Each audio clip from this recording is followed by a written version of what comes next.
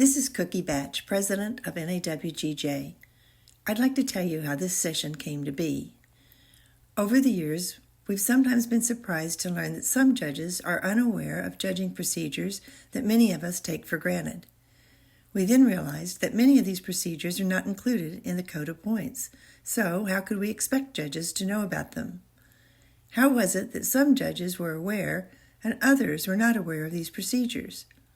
I began to ask judges, do you remember how you learned this or that? Nearly every judge had the same answer. Connie taught us that in a clinic. So I asked Connie if she would prepare a session for our 2023 National Symposium on the protocols that some, but not all of us, had been fortunate to learn from her over the years. She seemed somewhat embarrassed when I suggested that she call it Words of Wisdom, but as you will see when you watch her presentation, the title is right on target.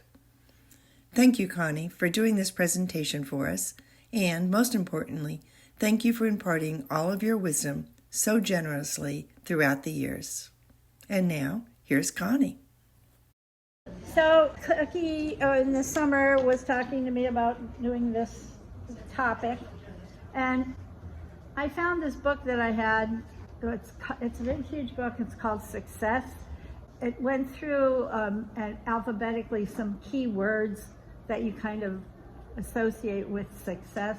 When she said, let's do this thing on golden words of wisdom, because it was the 50th anniversary of NAWGJ, so we felt that would be appropriate. So I go, okay, well, what is wisdom? And so I went to my little book, and I found out that wisdom is knowledge which has become a part of one's being. And that kind of really hit home to me, because it's like something now that's totally a part of you. You don't even have to think about it. You know it so well. But it said it was perishable, and it's unlike information or knowledge. Wisdom can't be stored in a computer or recorded in a book. It expires with each passing generation. And I thought that was an interesting take on this word. So my question was, well, how do you gain wisdom? It's by commitment to achieving the best me I can be, plus obviously lots of experience. The more we have, the better we become and the more wise we become. I found this little proverb, and I just really loved the whole thought of this, that I hear and I forget. I see and I remember, but I do and I understand. And I really thought that was so profound. And the fact that you can hear somebody talk about something and you forget pieces of it. When you see it, it helps you remember more. But when you actually get out there and do it yourself, that's when you start to get ownership to that information. So I really love this little proverb. I was at one of our regional meets, and it was at a university. And we, up by the judges' room, we had, there was like a workout area for the college students, and they had a bunch of inspirational little flyers. And this was on one of them, and I kept it for years. I've had it in my little book. And it was talking about excellence, your commitment to self-improvement. If you're not chasing excellence, mediocrity is catching up to you. Excellence is not revolutionary, but evolutionary. Slow, small, steady, incremental improvements stack up over time, generating big results. Dream big, yet start small. Continually challenge yourself to outperform the me of yesterday. And I thought that was really a good way of thinking about how you can continually improve yourself. I heard this way back when I taught elementary PE back in Connecticut in the late 60s, early 70s. And I'd seen this a long time ago, and I found it again. Ask yourself this: have I been judging for X number of years, or have I been judging 1 year that many times? And I thought this is another really good thing, that we want to keep improving ourselves, getting better and better every year. And sometimes you get into that comfort zone of just doing the same thing over and over, and guess what happens then? That's when we get stale in our profession, and we don't find any joy in it because you're not even challenging yourself. So I always remembered this little saying and keep thinking about, every year I do this, it's going to be different. It's not going to be the same old over and over again. Gaining respect. How can I become a better human being, a better coach, or better judge? I think the biggest thing is by learning from your mistakes. And don't be afraid to admit you made a mistake, or if something's difficult for you. The other coaches or judges will respect you more if you own up to it, rather than giving excuses or refusing to admit it. We are all human, and mistakes are part of the process. And anybody that knows me knows that I love to watch floor, but I don't like to judge floor at the higher levels when you have to look at the boing, boing, boing connections and stuff. It's difficult for me. And because I was willing to say it, I had one person, for example, Kitty Carpenter from Buckeye, she said, well, this is what I do to try to help. And she says what they're doing in her head, not out loud, obviously, when you're judging. And so every time I do that, I become better at it. I can remember. Otherwise, I'll be writing down and I'll have like the first symbol and the last symbol, and then I go, okay, I know either she did a tuck jump full or she did something with full. I either get the shape or the amount of turn right, but I always have a problem with those three connections. And when you're willing to admit it, number one, other people may go, oh wow, it's hard for me too. I'm glad to hear that somebody else is having trouble. It makes you feel better in terms of knowing that it's not just you that are having problems with it. But it also gives the other people a chance to help you find other ways that maybe they found successful for them to improve that quality. So yeah, just don't be afraid to make mistakes, and especially like with the coaches, if they have an inquiry, and you know they have a chance, if you made a mistake, to ask about it, and you should be willing to correct it if you made a mistake. That's one of the nice things about having inquiries, is that the coach can make sure that something has not gone wrong, and it shouldn't be something you feel defensive about. It should be something that you were glad to know, because usually you won't forget it after that. And then my last thing is by taking the time to savor the special moments of working with children and young women. And we have to realize, whether you're a coach or a judge, that you have a major impact on these kids' lives. And I know those of you that have been doing this for a long time, whether it's a coach or a judge, and every once in a while, like I just walked through the crowd to come back here, and somebody said, how long have you been judging? And I told her, and she said, I recognize you. She says, I was a gymnast from Buckeye Gymnastics, and now she's a mom out there. And so it's like amazing how the athletes remember you, and what kind of an impact you have. And sometimes you have no clue that it's really happening. And they'll come back to see you or mention something to you later, and you go, wow, I didn't know that was even happening. The other thing that's so important is to remember our roles as coaches and judges. That I always kind of think of it as this triangle with the gymnast at the top and the coach and the judges at the bottom, and that the focus is always on our athletes, and the judges and coaches are a team acting as the athlete support system. It's not all about us, it's all about the kids and how we can make their journey in gymnastics better. So gaining respect as a judge, try to remember to judge with joy and gratitude for the opportunity to give the athletes an accurate evaluation of their current performance level. And I think that's really important, the word current, because you're just judging them for that day. You're not thinking about what they did, if you saw them a week before or 2 weeks before at a meet and how they did then. It's just that absolute day. And avoid the attitude of, it's just an invitational. as a reason to give high scores. It may get you invited back the next year, but it's hurting the athletes and causes problems for the coach. Better to stay consistent throughout the season so the athlete can measure progress. Invitational is like right now, this meet is the first meet of the year for a lot of the kids. This is a get ready period.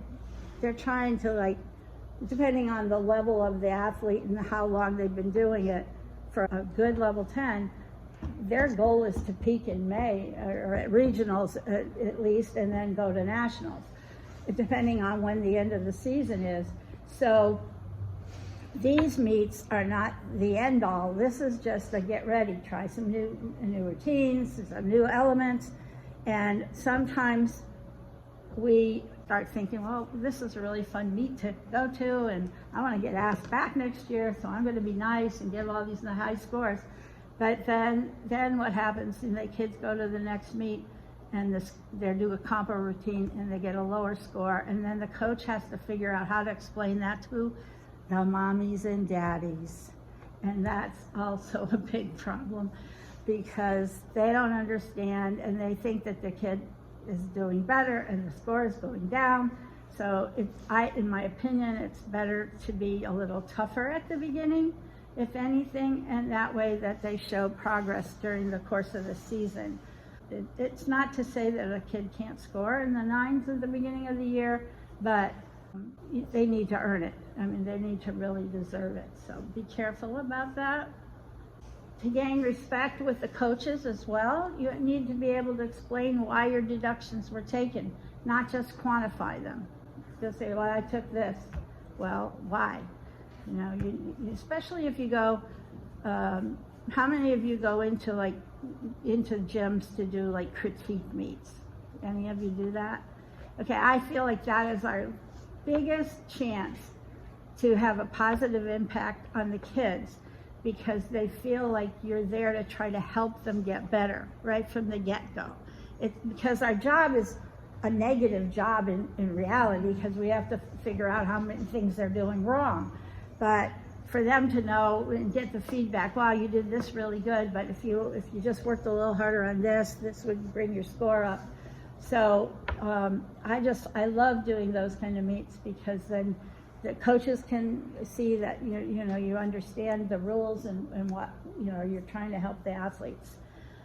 Be receptive and positive when receiving and answering an inquiry instead of acting defensively. I kind of hit on that already, but I think that a lot of times, especially when it's a long meet and you're trying to get through, and these kind of stop the action for a little bit, and you're trying to rush to get it done, that you feel like, why are they asking that? But if you think about it, how long it takes for a coach and an athlete to form a routine, get everything together, make sure they have all their requirements or whatever, and they perform it, and you have, 30 seconds, a minute or whatever to get the score done. So something that took them months to put together, you're evaluating in a very short amount of time. You're bound to make mistakes sometimes. That's all there is to it. And not to say they make mistakes too. I remember one time I got a bar inquiry on a level 9. Yeah, it was a level 9 routine. And the coach said, well, she did 1 C and 3 Bs and blah, blah, blah. And well, we had her missing a B, and he didn't know why the star value was at what it was. And I said, yes, you're exactly right. She did 3 Bs and she needs 4. And so the coach learned something early on. But that's why it's important in those early season meets to have the opportunity to do these inquiries, because it can be a learning situation for both sides. You could have made a mistake, and when you got that pointed out, you wouldn't ever make it again. And then this coach now knows to fix it, and he has time to fix it before state meet. So it's a positive. Inquiries are a positive thing. Not to say that some coaches abuse it a little bit, and that's why you're hoping that your meet referee can help. Maybe say, okay, this is probably not a good idea, but your score might go down and that kind of thing. But in general, think of it as a positive thing. Be professional as you judge. Your demeanor, your appearance, no conversations. That I know a lot of times in the early meets we have two judges and you're sitting at the same table. It's real easy to start chatting. Put somebody in between you if you need to, or somebody that the parent that's writing things down or whatever to avoid it. But even though you may be talking about what you did on vacation, they don't know it, especially if you start laughing and things, so they have no clue. And then of course we always have the problem of people talking about the gymnasts or the coaches, and you have a parent there overhearing, and it could be their kid or their team, so just be careful of what you're doing, that everybody's watching. Another way to gain respect with the coaches is to go to coach-related clinic sessions, as well as those specifically for judges. We need to have a better understanding of how and why the skills are taught. So that's why if you go to any of the congresses, all the judging track, all the coaching track for competitive gymnastics are eligible for CPE credit, because we feel it's important for you to know both sides. And then at the meets, be cordial with all the coaches. Don't show bias to those you know well. And I think that this is really hard for us, especially if you know people, you've been around for a while and you know a lot of the people and you want to be friendly. But try to be friendly to everybody, and not have little side conversations at your table with the coaches. Try to do that when you're off the floor. Then attending state and regional training camps to observe or assist with an event or judge these critique meets. These are always good things for the coaches to see that you want to be involved, you want to really have a feel for what the kids are doing. Give feedback to the athletes on those things in which they have control: execution, amplitude, artistry.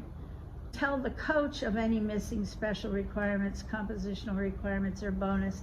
I'm really, really careful about doing this when I do some early season meets, just in an inter squad meet, because if I told the gymnast, well, you don't have this, and you don't have this, and you don't have this, what's it telling them? My coach doesn't know what they're doing. And we don't want that kind of thought process going on. So just tell them what they can do. Okay, you know what? You did a cast, a really short cast, and you did a really, low clear hip on the low bar to get started routine. Do you know if you got stronger and did your conditioning better, you can do a cast handstand B to a clear hip C, and it automatically gives you more value to your exercise. So those are things that they can make changes for. And so I think it's really important that you give them the feedback that they need, and give the coach the feedback that they need to, because it may be on purpose that the coach left things out because they can't do them yet. And they're going to get less off by having a deduction for something missing than trying to put something else in and not doing a good job or falling. So be careful of that. Gaining respect with your judging peers. Treat others with respect, whether they're a newbie or a long-time judge or coach. And I think respect is like the whole shebang. We need to know that everybody that's involved with gymnastics is there because they love the kids or they love the sport. They've been involved with the sport, and nobody's there to make mistakes. So we need to give everybody some respect. I have this little quote from Bambi movie, Thumper in movie Bambi: if you can't say something nice, don't say nothing at all. And we had an interesting thing happen. We had a new judge that was a coach and coached level 10s all the way to nationals. So she was able to start testing at level 9. And then she got her level 4 or 5. And I would say that some people weren't as welcoming as I would hope they would be to this person who has a lot of gymnastics knowledge. And we had a meeting, and she voiced the concern that this is one thing I learned in my first season. to never be the first one to leave the judges' meeting. Because when she stayed longer, people were talking about the people that already left. And I said, how sad is that? That was her first, introduction of being part of the judging community is, I better not leave first because they'll start talking about me. And I just was like totally floored with that whole thing. And we just need to try to respect everybody. Like I said, nobody intentionally makes mistakes, so don't criticize. Instead, offer suggestions or share with them a mistake you made in the past that's helped you grow. Everybody needs to know that they're not the only one that makes mistakes. And we don't have enough officials as it is. We don't need to start criticizing them if they make a mistake, especially if they're brand new. They're gonna make mistakes. We make mistakes, and we've been around for a long time. Another thing is be prepared to judge any event, not just your favorite one. Work diligently on your week event or events, and actually ask to be assigned to one of them to force yourself to work even harder. So, and now that's hard to do because you want to get in your comfort zone and stuff, but sometimes you just go, okay, well, this wasn't so bad after all. You had a chance to do it over and over, and it became easier and easier. So, and don't be a know-it-all who really doesn't, or don't be too proud to look something up if you're unsure. I mean, for so many years now, I was involved with the actual writing of the books, code, the RMP. I always look things up because you're never going to remember everything. So don't be afraid to do that. But don't be so unprepared that you have to look up everything, okay? Or don't expect others to keep you updated. It's your job before you come to a meet, especially if there's been new things happening. Every May we have a big meeting after nationals, and the coaching and judging committees get together and make any changes, modifications, or whatever. And that information comes out in the summer, so you need to be ready to look at any of the changes in the pages and whatever, so that you have all the up-to-date information. And then you should not be giving unsolicited advice to other judges, coaches, or athletes, especially the athletes. You shouldn't be, if you saw somebody warming up, you don't go and talk to the kid about something. Everything goes through the coach. Some of the aspects of being professional, that you're respectful of coaches, judges, athletes, and meet personnel, the moms and dads that are helping to run those meets. You want them to have a good impression of our judging community.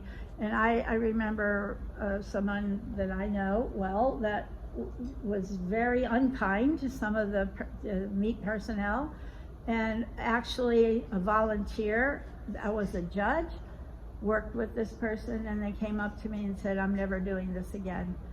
That she treated me so disrespectfully. And so it's like, these are volunteers. We need them, so give some feedback that is positive to them if they're not doing something correctly. Have a pleasant countenance for the athletes. I remember, if any of you remember, a judge that was the president of NAWGJ a long time ago, Joanne Aschenbrenner from Colorado. I had an athlete that was made national team, the elite national team, and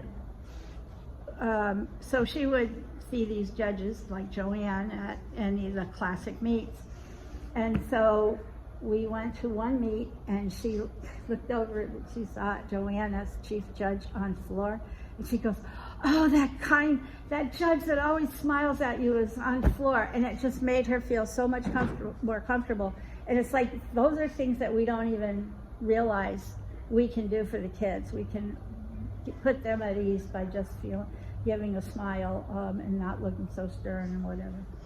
Be polite and friendly, a positive attitude, staying calm under fire. This can happen, I'm sure y'all have run into like irate coaches that are real upset about something, and then it can get your blood boiling or just getting you really upset, and then you're having a hard time calming down to do your job. So you need to remember that, try to stay away, get the meet referee involved so that they can be the person that is handling that and it doesn't have to affect you. Being unbiased.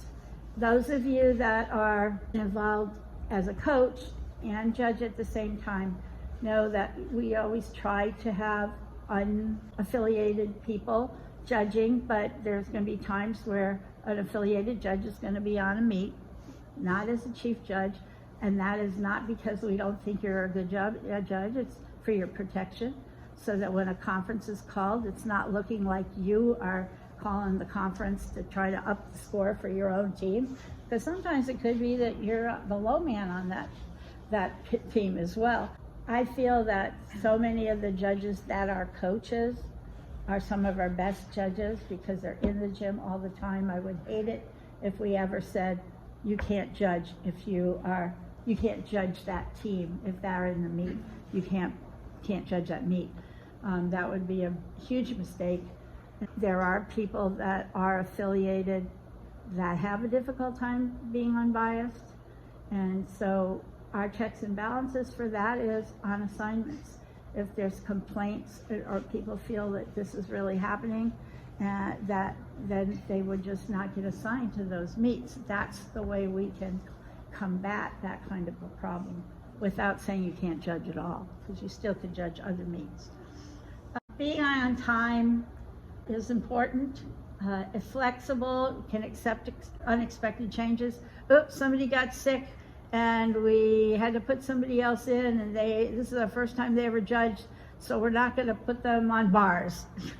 We're going to give them an easier event. So now all of a sudden you were assigned to beam and you're all prepared for beam, and you get to the meet and you go, oops, now I'm judging bars.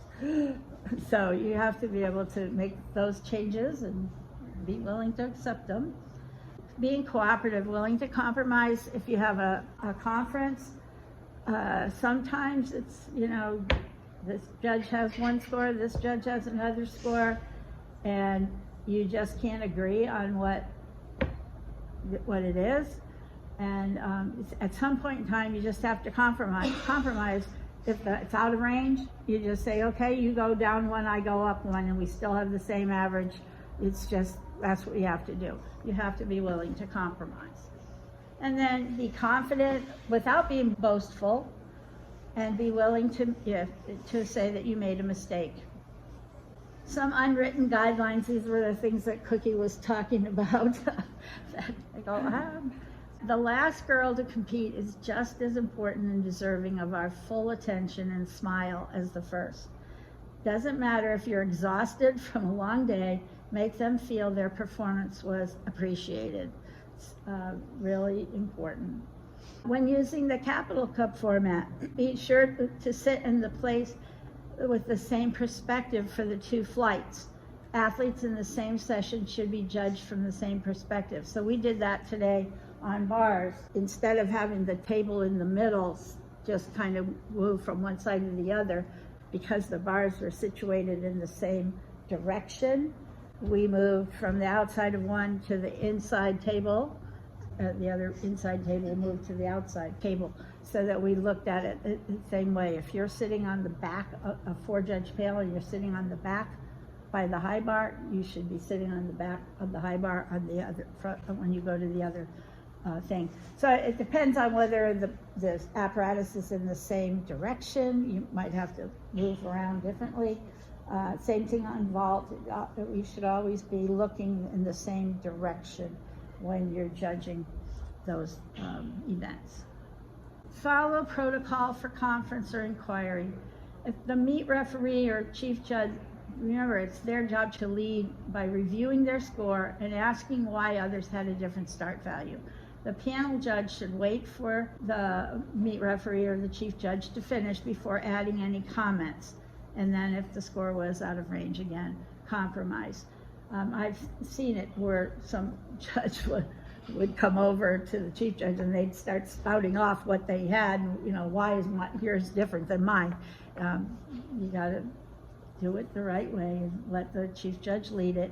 It's very important that the chief judge gives the other people an opportunity to express why they did, because sometimes it's the chief judge that made a mistake and forgot to do something, and you appreciate the fact that somebody else caught it. And don't assume that your start value is correct, and ask how others arrived at their start value and determine if anyone needs to make a change, including yourself.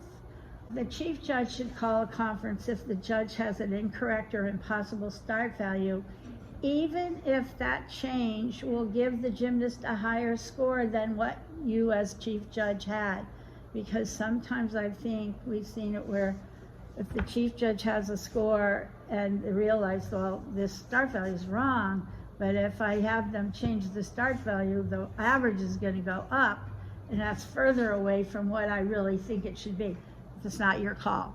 Your call is to make sure that the kid was given the correct start values if there was something that was an absolute, it wasn't a questionable thing. Another thing would be to use the up to deductions to differentiate, making sure that maximum deduction represents the worst case scenario. You know, we have the flat deductions, those are you either did it or you didn't. But the other ones are all these up tos, where this is where you can, if there was a very small error or whether it was a larger, the biggest thing wrong in that kind of category of error. So make sure that you don't start dinging them too hard and that you're taking that full deduction where you could even picture them being worse. But be cautious of also using the throughout the routine maximum deductions. Those deductions can help with small differentiations between exercises that are comparable in the value and their execution, but they maybe their footwork on floor is not as good, and you can use that. But when we have the maximum, that means that it's happening a lot, not just, oh, you know, if you have one little F down on your paper for footwork, you're not going to probably take anything. It's going to have to be more things going on wrong. Avoid talking at your judging table, we kind of hit on this already, or other public areas about athletes or other gym personnel that you would not want repeated or overheard by another coach, athlete, or even worse, a parent that's helping you. Please, please, please be careful of that. And then judges should display their start value with confidence. If it's incorrect, the coach can inquire. If you're uncomfortable showing your start value, you may need a little more practice before accepting an assignment. This is part of the game.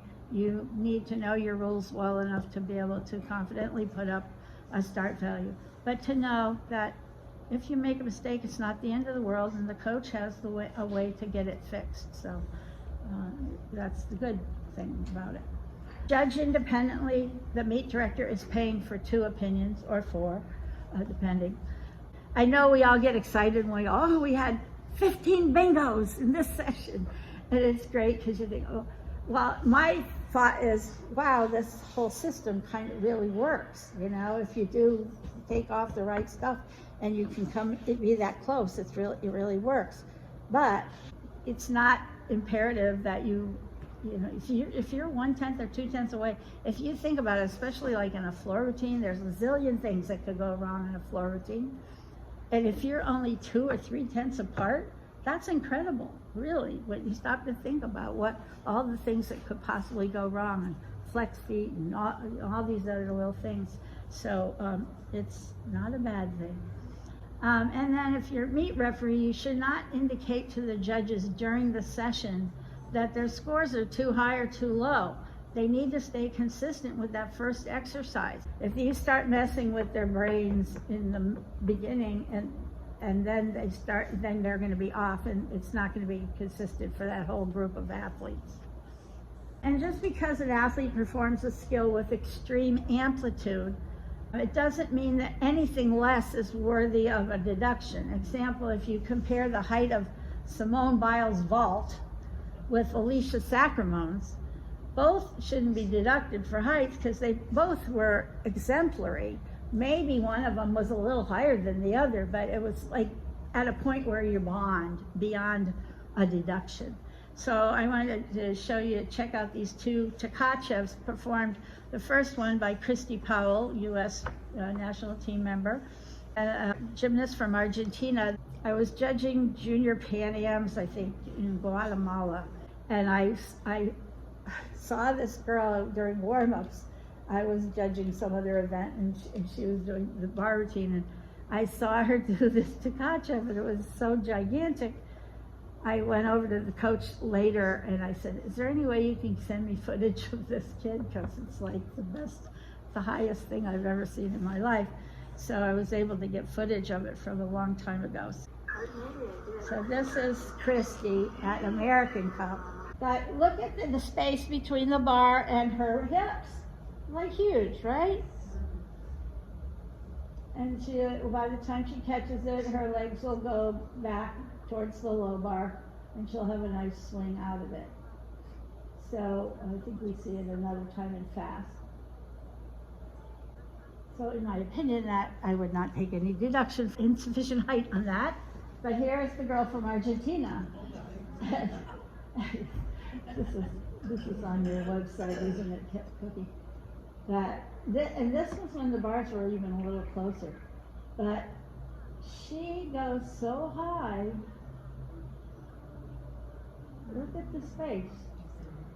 It's so amazing. And actually, I heard that she was, at the time, she was working a Ginger right out of the Tkachev.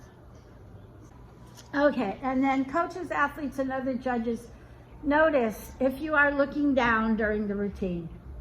Obviously, you can't evaluate something that you don't see. So many judges are unaware that they're doing this. It happens at the highest level of judging, and we all need to be conscious of it for ourselves. It's difficult to overcome the urge to look down at your paper.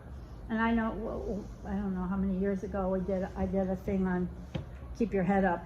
One person was watching the film and writing down the symbols and whatever, and then the other person was watching to see how many times that their partner looked down at their paper while they were judging. And it was pretty amazing for a lot of people to realize how many times they did it. For me, on bars, you can't. You can't look down at all, or else you're going to miss something important. And beaming, it's sometimes, it's slow and you feel like you can do it. But even when they fall off, sometimes, have you seen the kids that fall off beam and they jump back up so quickly they fall off again jumping up? And you might miss the fact that they fell a second time. So it's so hard. And I had a really good session with that, and I think I want to redo that again. It's been a long time. But I had lots of good ideas from people in the audience, just, this is what I do, this is what I do. We had a whole list of things that would help. But one of the things, just FYI, what I found was, especially on floor, a lot of people look down at the end of the tumbling pass. And sometimes kids do something unexpected at the end of their tumbling pass, or they do some really artistic things that you would miss. And I said, if anything, you might quickly look down before, they're going to run you're in the corner, they're going to run down the diagonal. If you look down really quick so that you have space on your paper in front of you to fit a tumbling pass or whatever, maybe you could get away with it. But I found that if you're sitting like this and your paper is here, and if you have to look down at it, you see the whole head moving. If you keep your stuff out a little bit further in front, sometimes you can do a little quick look down with your eyeballs instead of your whole head. So number one, it's not as obvious that you are looking down quickly. Plus, it's hard to do this and stay like that with your eye, hurt your eyes. So I found that helped me, but there's lots of other ways that people have used to keep themselves from doing it. But I find I have to fight with myself. Not on bars, because I do bars a lot and I just feel like I can't look down at all. But the other beam and floor, I am consciously fighting with myself to not look down at my paper. So anything you can do, and if you see somebody that's having a problem, it's not bad to say something. It's not like you're criticizing them as much as just Are you aware that you're doing this? Here's how we see some of it happening even in an international setting. We'll look at the judges and be in the background of how many times they look down.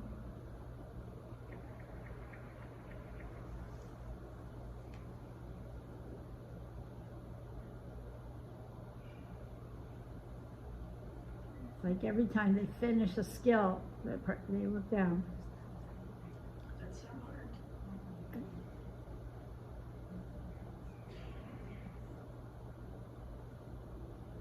And you don't have to. You can really train yourself to not do it. But it definitely is, it's difficult.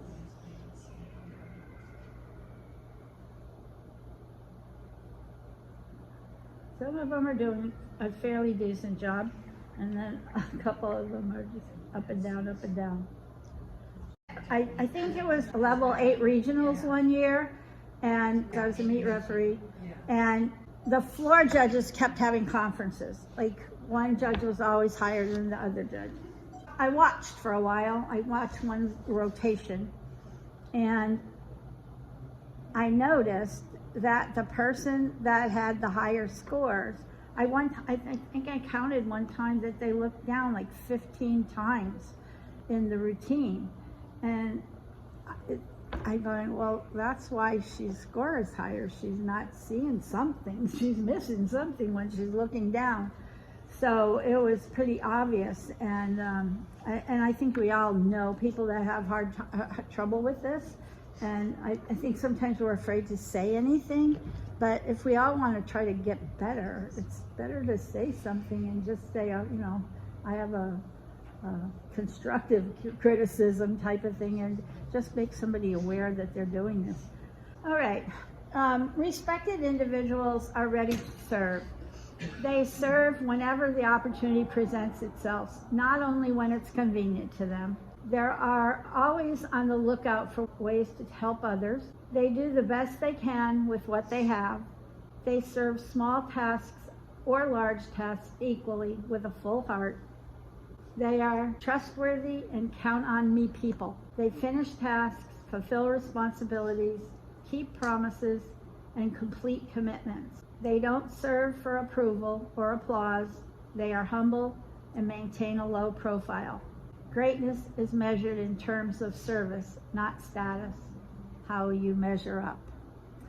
So I just thought this would be this is just food for thought, just to bring back to reality. Why are we here? What's our purpose? And to always keep in mind these things, because sometimes we lose our way and other things that are not important seem to take the forefront. And so if we just kind of keep all of these things in mind, hopefully we'll all still want to do judging gymnastics because it's fun and we enjoy the people that we're working with, and we obviously continue to love working with the kids and seeing their progress. So hopefully this gave you some food for thought. Thank you for your attention.